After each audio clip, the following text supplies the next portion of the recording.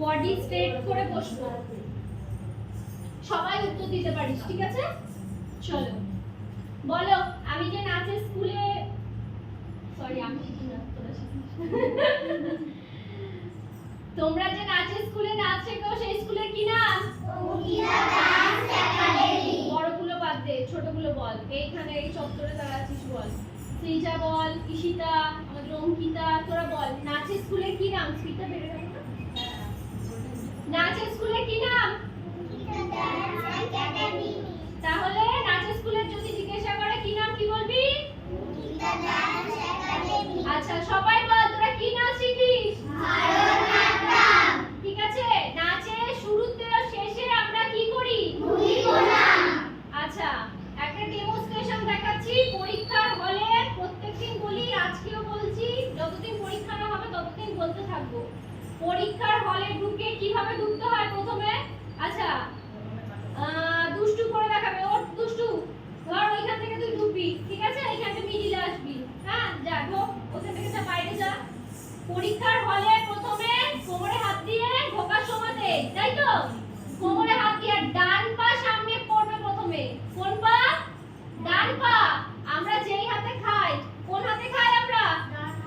ডান হাতে। তাহলে ডান পা ফার্স্টে ফেলবো, ঢোক। ডান পা প্রথমে পড়বে, নরমাল যেমন আমরা হাঁটি সেরকম আসবো। এখান থেকে এসে দাঁড়া, হলো দাঁড়ালাম। তারপরে কি করতে হবে? ভূমি প্রণাম। ভূমি প্রণাম করতে হবে, চল কর।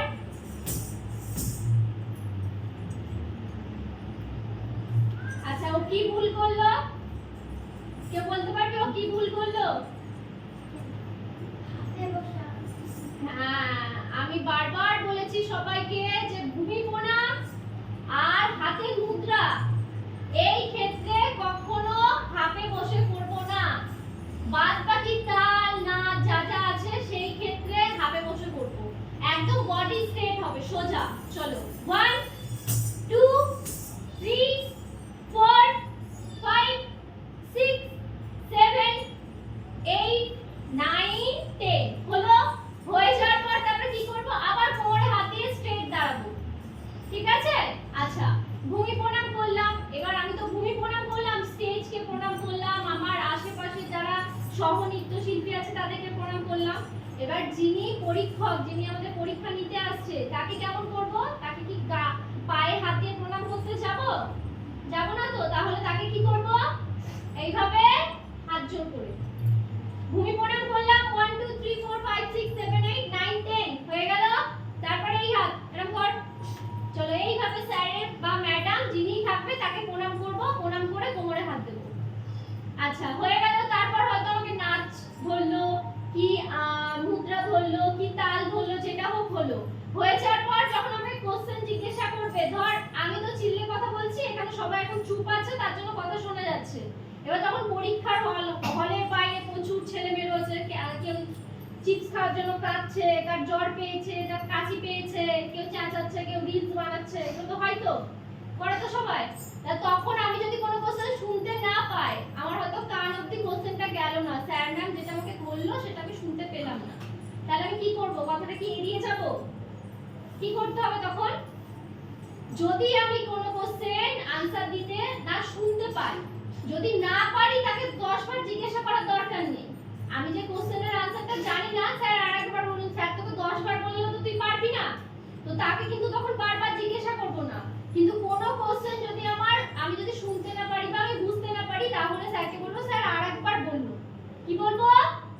স্যার আরেকবার বলুন। আমাদের ম্যাডাম থাকে তাকে স্যার বলে দিস না, তাকে আমি বলি ম্যাডাম আরেকবার বলুন, ঠিক আছে?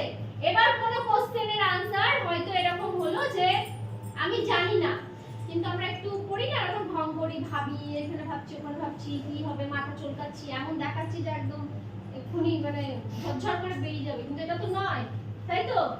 যে আমরা করি না পরীক্ষার সময়, স্যার যদি আমি যদি উত্তর লিখছি, স্যার যদি আমার দিকে তাকায়, আমি যদি ভুলভাল লিখি, তাহলে কিছু একটা উর্দু ভাষা আরবি ভাষা লিখতে শুরু করি, করিস তো? না, ওইটা করব না, ঠিক আছে? যদি আমি কোনো কোশ্চেনের আনসার না পেরে থাকি, সময় নষ্ট করব না, স্যার বা ম্যামকে বলবো না যে পারি না। কখনো শিখে রাখ, কখনো যদি বড় কোনো ইন্টারভিউতে কখনো যাস, তখনও কিন্তু বলবি না যে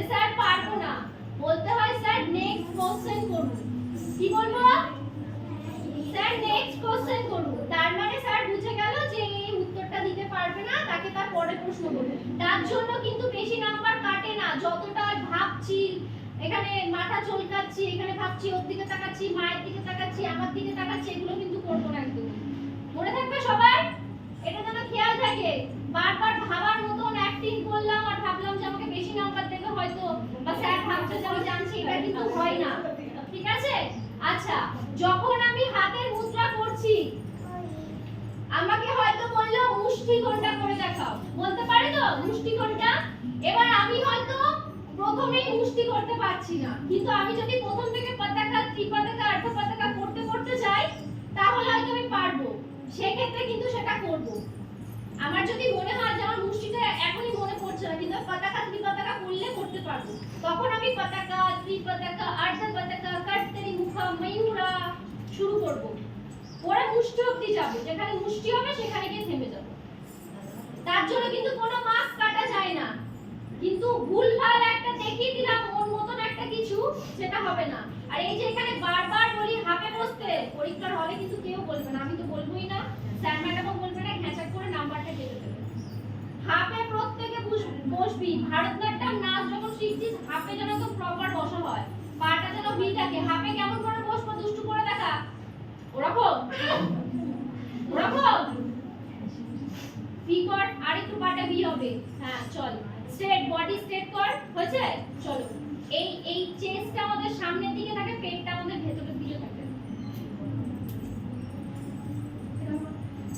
বুঝলে? এরকম এরকম দূর বাবা, এরকম। এবার বলো সাপে বস।